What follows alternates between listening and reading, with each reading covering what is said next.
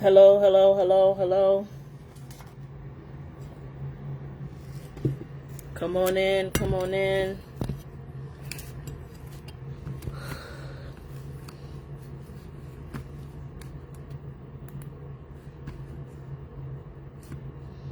Hope you are well. Come on in. How y'all doing? I'm going to do this little Facebook Live. I was trying to do it on my laptop, but clearly Facebook has made it hard to do it on my laptop, so I'm on my phone. And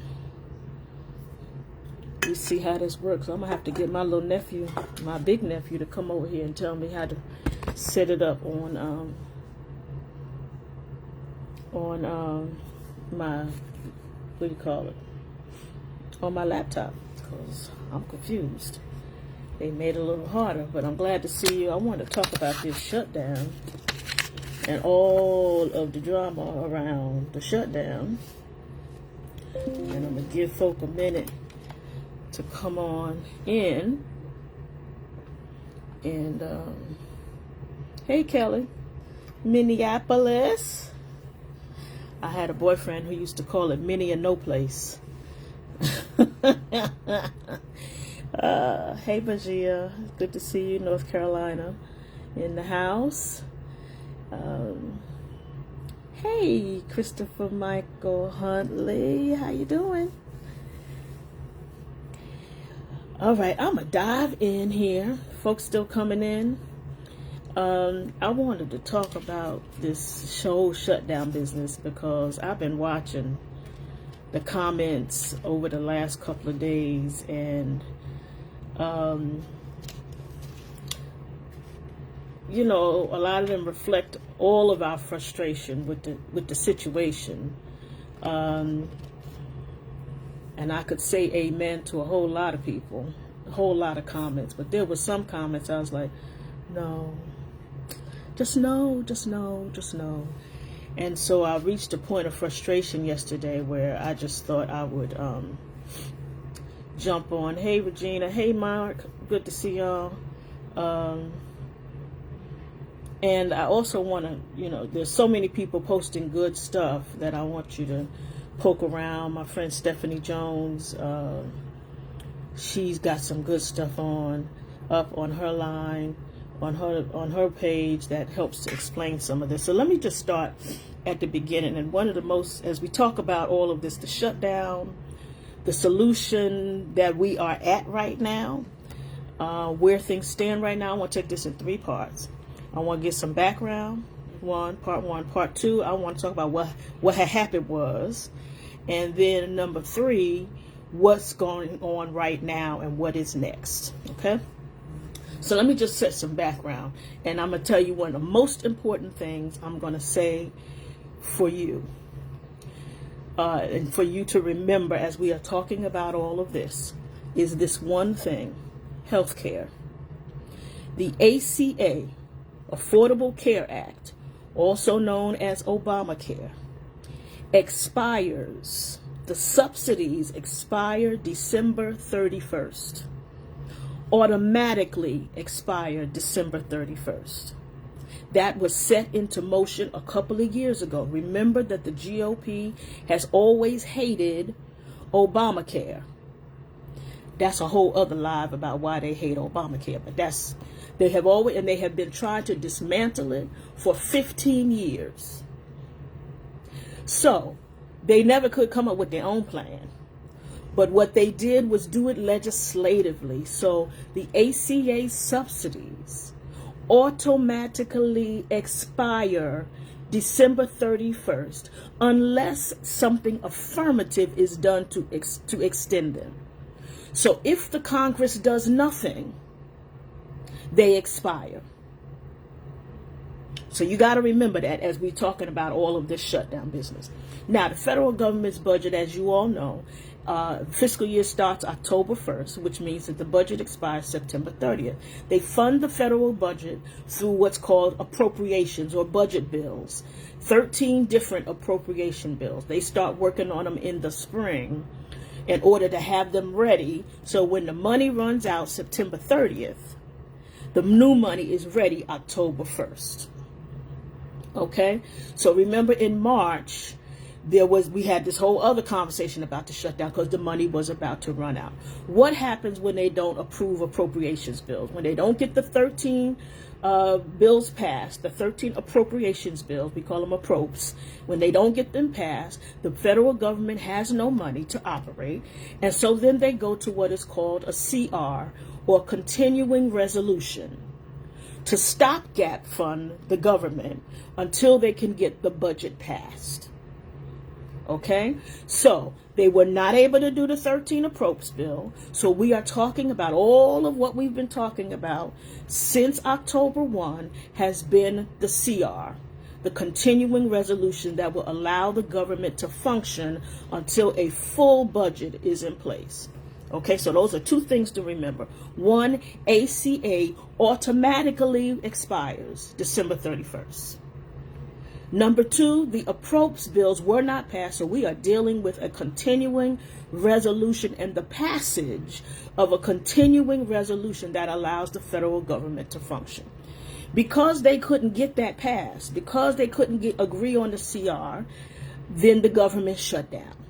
Why couldn't they agree? Because the Democrats said the ACA is due to expire.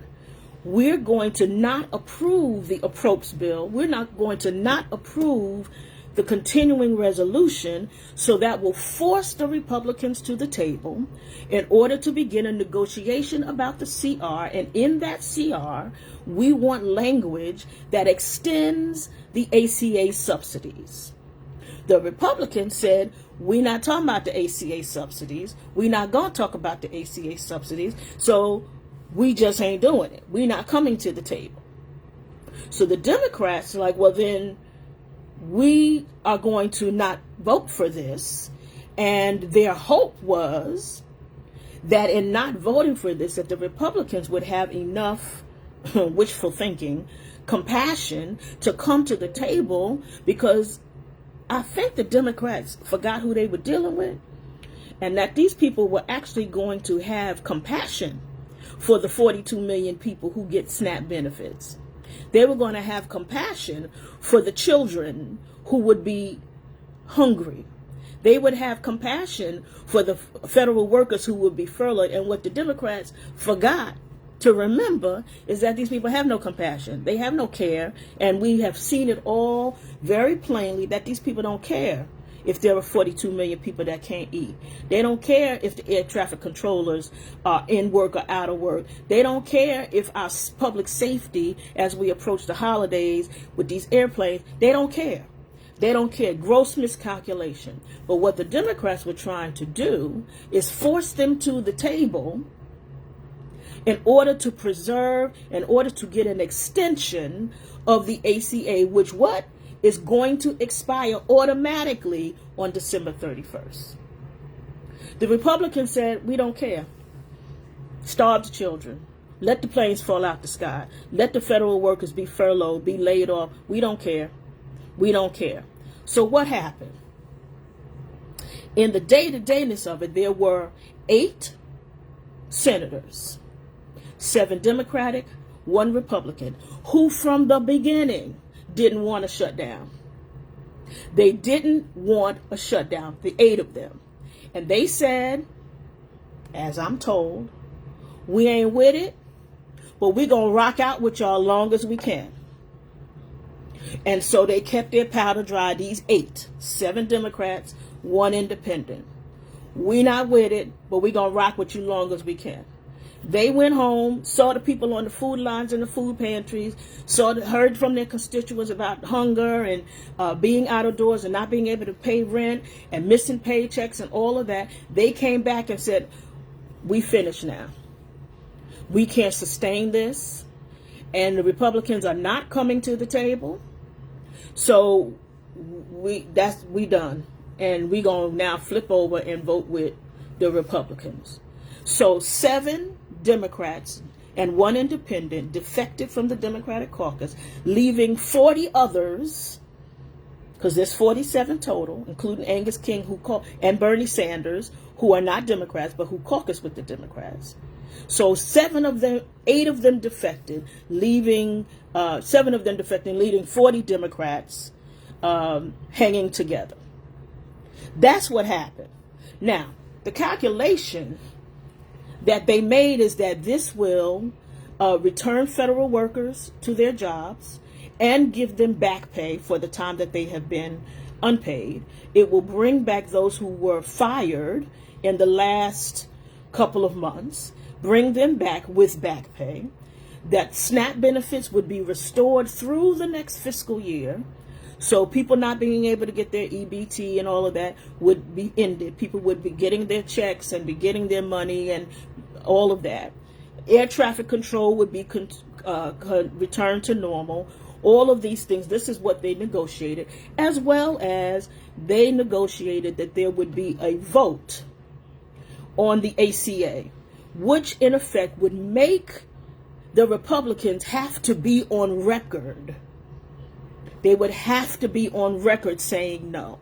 Right now, they won't have to be on record because the thing expires December 31st.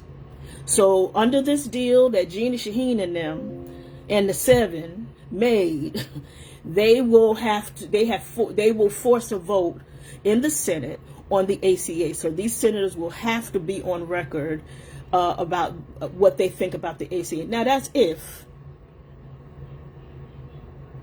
they keep their word and there is actually a vote.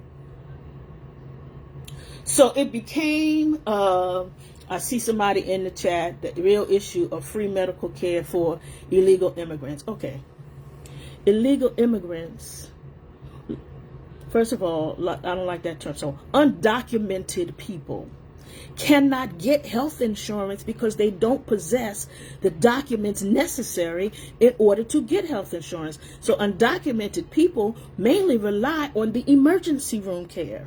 So this fiction that somehow we are paying for you know how many documents I had to turn in to get on the ACA? I get ACA subsidies.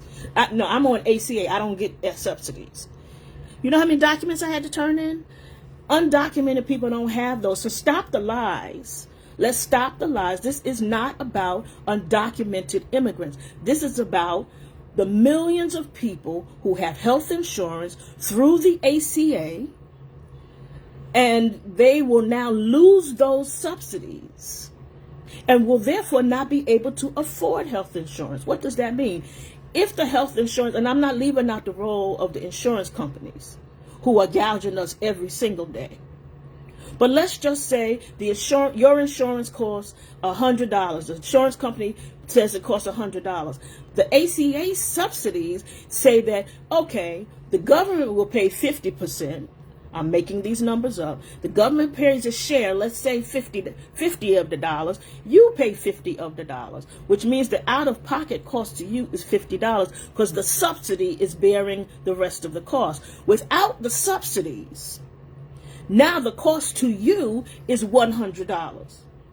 Most American families who have an average, let's talk about it, who have an average savings of $1,000, that's the average, cannot afford health insurance without the subsidies. So now they're going to be forced to make a choice between whether they're going to be hungry, whether they're going to pay their rent, or whether they're going to pay their health insurance. What does that mean? Emergency room medical care. You ever been in an emergency room on a Saturday night? You ever had a toothache on the weekend and can't get nowhere? Can't get to a doctor and you trying to self-doctor? That's what's going to happen, because people will not be able to afford health insurance because the subsidies are gone. Okay, it just makes me crazy when people now try to blame this on undocumented people. And that's the reason the rest of us in the United States can't have subsidies, because you think some undocumented people somewhere, somehow, manufactured all the paperwork in order to get on the ACA. Put a pin there. So we saw the vote, and many of us were upset because we said these Democrats done sold us down the river again and caved on us. So let's be clear.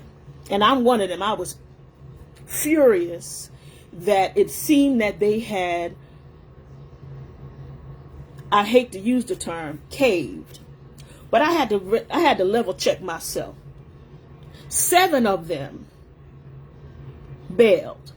40 of them held the line.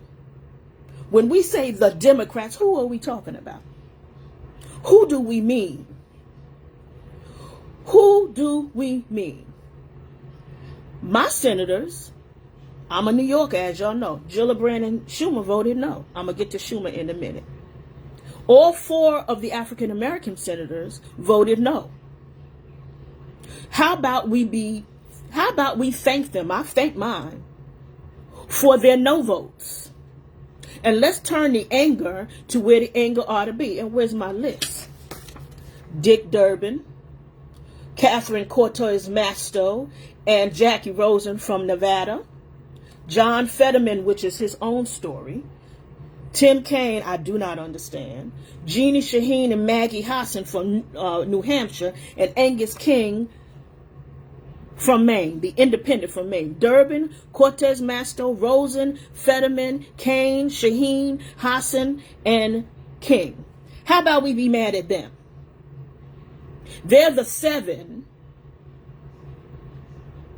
that voted yes, while the rest, the 40, voted no. Let's not print with a broad brush. These days require specificity and require pinpoint blame. I'm going to be mad at the people I need to be mad at.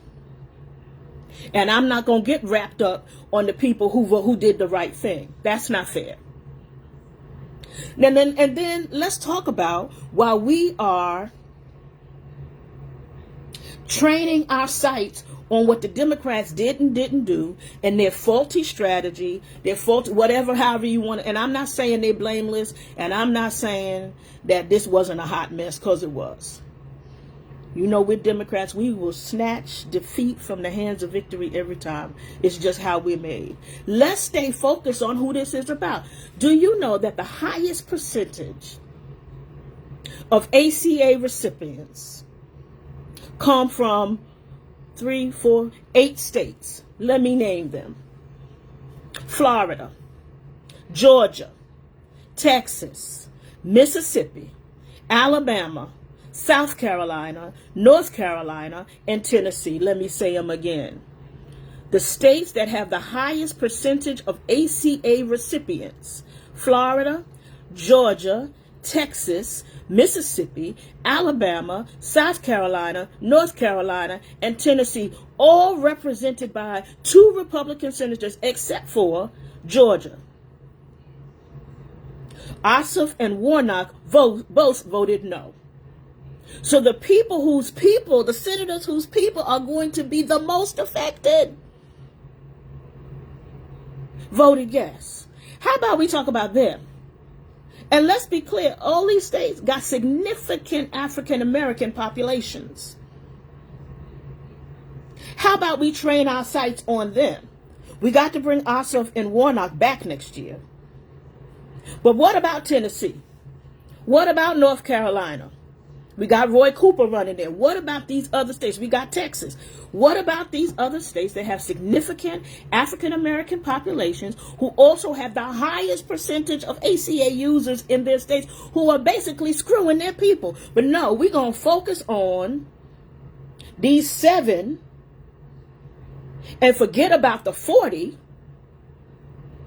and forget about who's really to blame. We wouldn't even be having this conversation if the Republicans had not been trying to dismantle, let's call Obamacare. They've been trying for 15 years. Why? You know, it sticks in their craw that it's called Obamacare. Let's start there. And you heard Trump this morning. He's going to undo Obamacare, and he's going to give us Trump care, because this is all about one man's vanity.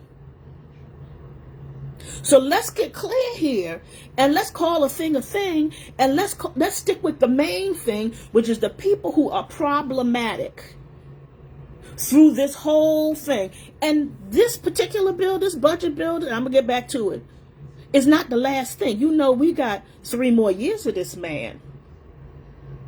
We got 3 more years of him. There will be other legislation. And the fact of the matter is that the die on this was cast November 4th, 2024. Now that's just the truth. When this nation chose to elect who it elected, and when our people decided that they were going to elect the representatives that they elected, or they decided to stay home, or they decided it wasn't important, or they decided it wasn't the lesser of two evils, or because, Kamala and Trump are the same, I got in an Uber the other day. The man said he didn't vote for Kamala because he didn't like her personality. You like what's going on now? She ain't coming to your house. I don't have to like her personality. She ain't watching my kids. She ain't doing none of that. She's sitting up in that White House. That's what the point is. But we get all wrapped around the post about the minors. We major in the minors. And I'm challenging us and everybody I talk to. Let's put blame where blame ought to be. Because here's the thing. We needed 60 votes in the Senate. 60 votes to add Obamacare back. 60 votes. We got 47. So even if all of the Democrats had hung together, as they did, for 15 votes, they hung together for 15 votes. Schumer kept that caucus together for 15 votes. It wasn't enough because we needed 13 Republicans to flip. 13 wasn't going to happen. It's not going to happen. Not going to happen. So let's talk about math is math, y'all. The math ain't mathing. We weren't getting 13 votes. Now, folks are upset, and I understand it. Then why did we take the nation through this? Why did we take folks through a shutdown if what we needed was 13 votes and we didn't have 13 votes?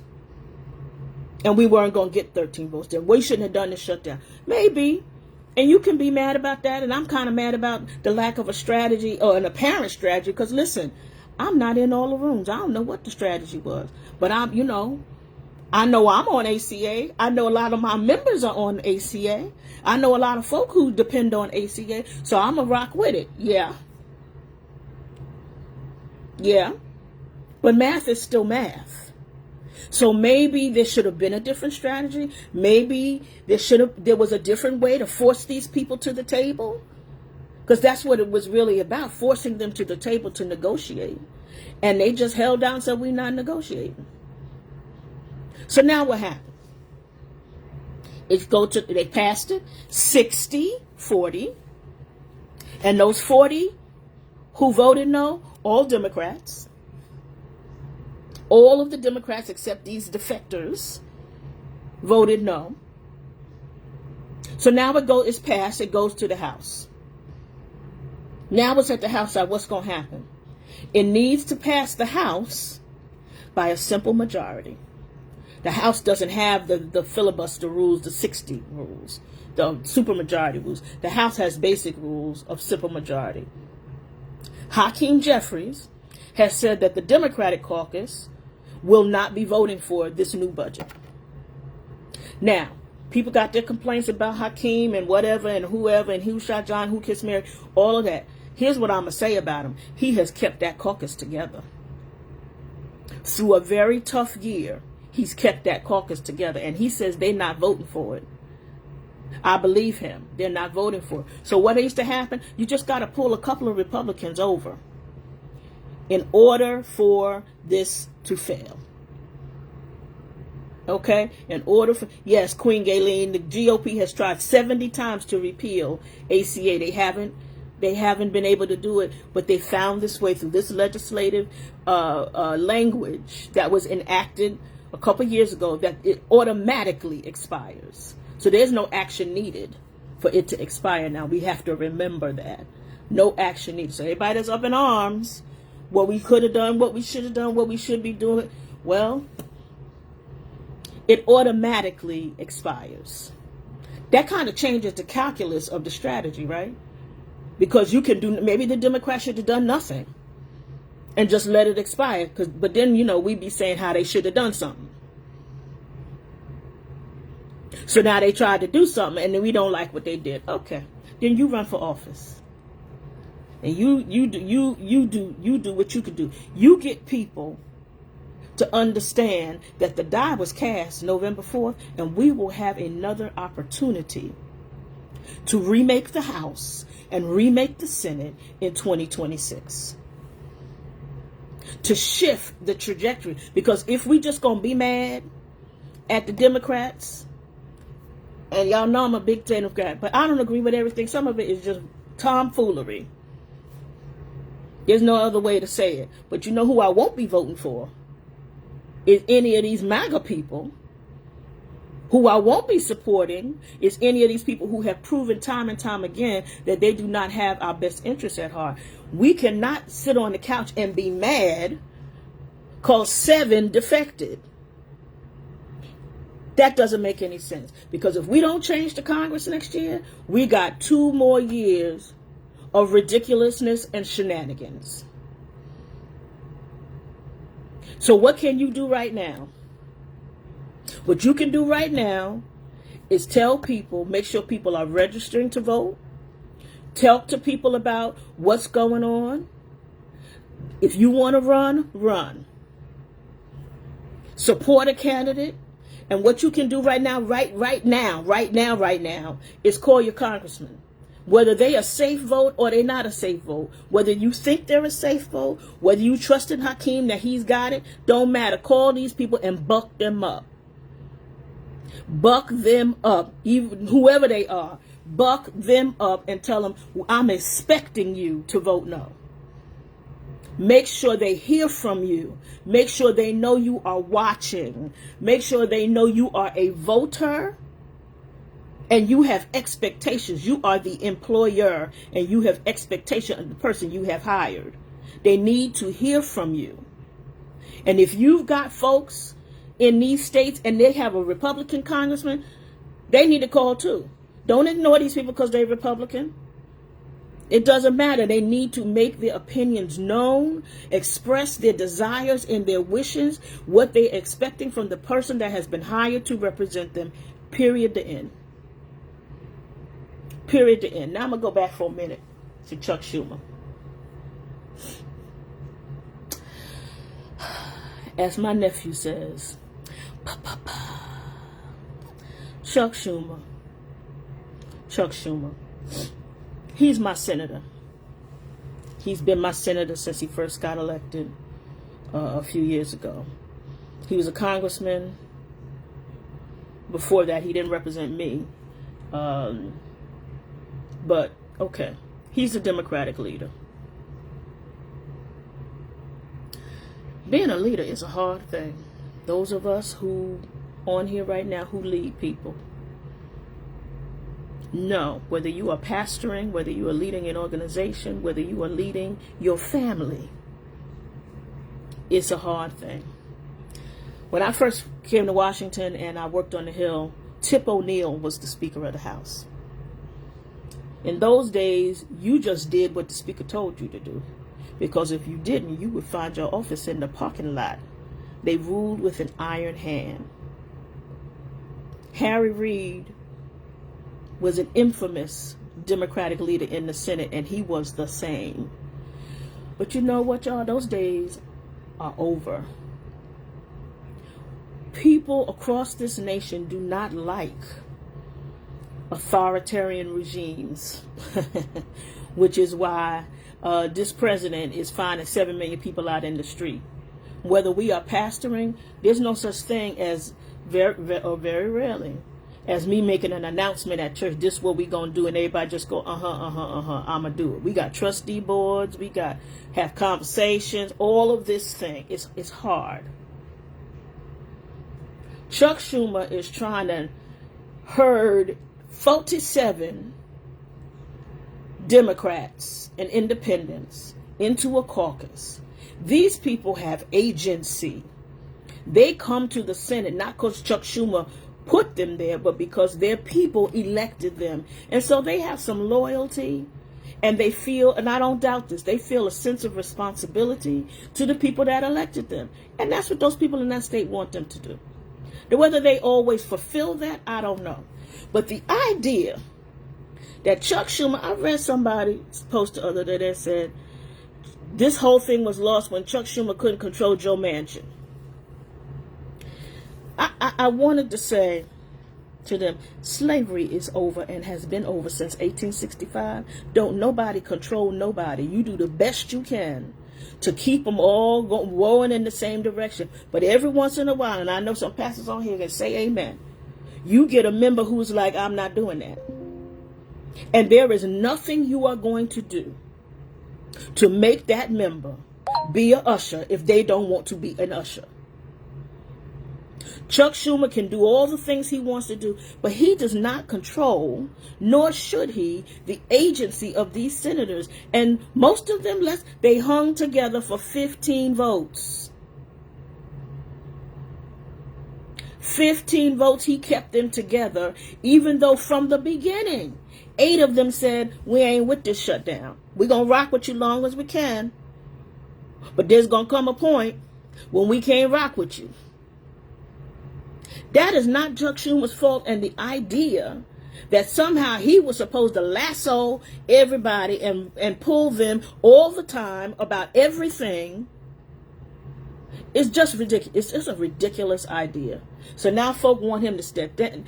They want him to resign. He ain't. I ain't talked to the man, but he is a New Yorker, and we got a certain, we get a stick up our back. He ain't resigned. Now, he may not run again, but he ain't resigning. There's a lot of talk about who might promise, who might primary him. And okay, go forth. This is America. Go ahead, run. You want to run. But don't nobody want to be the leader. Who wants that job? And what we are holding him to is an impossible standard. Because sometimes the thing might flip and the 40 might say, we ain't going with you. We got another thing we want to do. So let's just chill on that. And what we think the expectation is around what leadership is supposed to mean or do or be able to impact, and what the things they aren't able to impact. There's a lot of things I wish I could do at my church. It ain't happening. Some things I can do, but there are some things, if my leadership calls me to be inclusive, to be practical, to be consultative, and even then, some people ain't with it. Target fast, I told my brother, I said, I am personally with the Target fast, but before I sign my church up, I got to have a conversation with them to make sure they're on board. Now, and they were on that board, although I know 1 or 2 of my members is in Target. I'm not stupid. It's a hard job, y'all. But the point is, let's be clear. The die was cast on a lot of this. November 4th, 2024. Remember that. Point number 1. Point number 2, remember, the ACA automatically expires December 31st. Automatically. If they do nothing, it expires. If they do something, it expires. If there's another vote, it doesn't matter. It's set to expire December 31st, and unless they take affirmative action to extend, it will expire. So the choice then will be, or the choice was for folks, continue to let people be without SNAP benefits, to be without Medicaid and all of the things that are making their lives, continue to let the federal workers not have paychecks, continue to let air traffic control be uncontrolled, with 15 to 20 air traffic controllers resigning every single day. Now, it's all cute, and we saying, well, our community, we take care of ourselves. No, we don't. Stop saying that. We do not have the resources ourselves to feed 42 million people.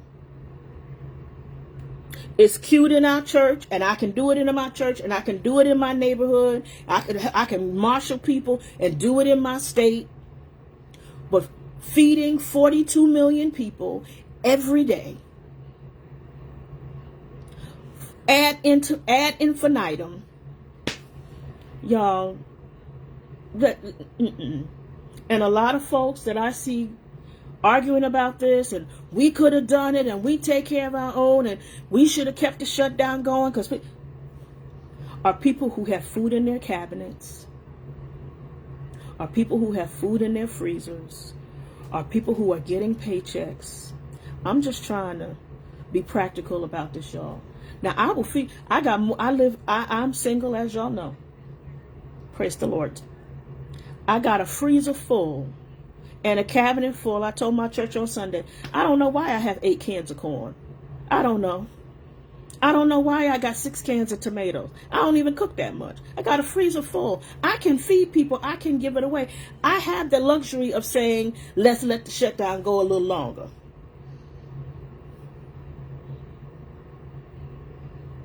Everybody don't have that luxury. Everybody don't have that. And when it's time for the holidays and our flights don't leave, or at the rate of air traffic controllers retiring, there's going to be an accident soon. Then what do we say? And if the shutdown was intended, and the goal was intended to get these folks to the table to try to negotiate something different before ACA expires, they have proven that they do not care. They don't care if children are starving. They don't care. So that strategy, well-intentioned and good, has not yielded what we wanted it to yield. But now it's over in the Senate side. It's over in the Senate side. The bill has gone on to the House, and what they've negotiated, the 7 defectors, is that the federal government will reopen. Federal workers who have been furloughed will come back to work and get their back pay. That those who were laid off, not just furloughed, but laid off, will return to their jobs with back pay. That SNAP benefits will be fully funded through the next fiscal year, and that there will be an affirmative vote on ACA. Now, I have no illusions the vote will fail. But what I know is that we will then see, they will have to stake their claim. The Republicans, all 100 senators, everybody in the House, they will have to say, I do not support ACA, and be public about it. And then we can deal with that next year, 2026, when it's time to vote. So again, I want you to be clear that what we can do now, that one, is not all the Democrats. So let's be clear about who we're angry with. The Democrats who? The Democrats don't have Democrats who? Who do you mean? Because I'm a Democrat. You mean me? Do you mean my Democratic friends? Some of us don't have nothing to do with this. Let's stop painting with the broad brush and let's be specific. Who are you talking about? You talking about the defectors? Say that.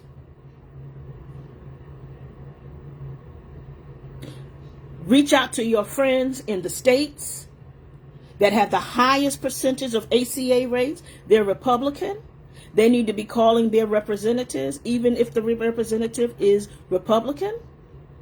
That's Florida, Georgia, Texas, Mississippi, Alabama, South Carolina, North Carolina, Tennessee. Those 8 states have the highest percentage of ACA recipients. They need to be calling their congresspeople to tell them to vote on the ACA and to vote in the affirmative. If you don't live in those 8 states, call your congressperson and buck them up. Make them sure they got steel in their spine for this vote. It's not over yet. But we have to have the vote. And I just heard as I was getting on this call that Mike Johnson, the Speaker of the House, is not bringing the House back to the 21st of November. to even vote on this. These people been on vacation. He has had them on a vacation since September 19th. So even though the Senate has passed this on November 10th, he's not bringing the House back to vote on it till the 21st. So you're just going to let the SNAP people still not have no SNAP. They don't care. So we've been paying for these jokers to be on vacation since September 19th. They just home. They just home. So this is going to, the pain of the air traffic controllers, the pain of SNAP is going to continue until he brings them back. Which someone just texted me before I got on is thought to be November 21st. I hope that's wrong, but y'all watch for that. So then what's the next step? The House does what it does. If the House passes it and the Senate passes it, they pass the same bill, the president can sign it that day, goes into law, everything goes back to the way it was. If the House disagrees and the House says, no, we got to have this ACA vote, or we're not voting for this, or we pull enough Republicans over to the no side, then it's got to go back to conference. So we're looking at December before this is all straight. And Mike Johnson, apparently, he clearly doesn't care if the people are starving, if he going to wait till 2 weeks to bring them back. Now, of course, part of that is he don't want to swear in Miss Grijalva from Arizona. Because if he swears in Miss Grijalva for Arizona, then she going to be the vote that's needed to release the Epstein files. Can't have that. The woman was elected 2-3 months ago, hasn't been sworn in yet to do the duty to represent the people who voted for her, because Mike Johnson won't swear her in. Why he won't swear her in? Because she going to be the last vote needed. The last vote needed. She will be the last vote needed to release these Epstein files. I want to know what's in these Epstein files, because, I mean, they're doing everything they can to block it. So he going to hold out for 2 more weeks to the 21st to bring them back. So that means in that time, nothing can happen.